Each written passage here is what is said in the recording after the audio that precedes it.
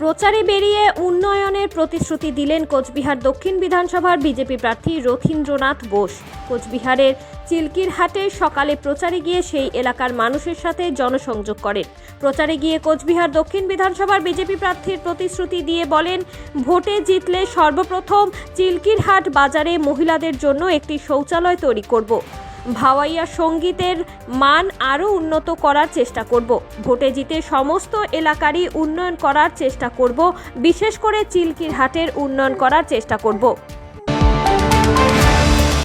পশ্চিমবঙ্গের আগে আমরা দেখতাম পশ্চিমবঙ্গে বাইরের থেকে লোক কাজ করতে আসতো, চিকিৎসা করতে আসতো, শিক্ষার জন্য আসতো, কিন্তু আমরা এখন পিছিয়ে পড়েছি।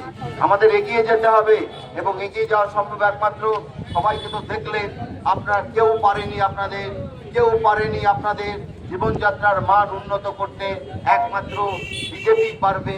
কারণ বিজেপিকে আপনারা দেখেনি, সবাইকে তো দেখলেন, বিজেপিকে আপনারা দেখেনি। শুধু একবারের জন্য ভারতীয় জনতা পার্টিকে আপনারা আনুন।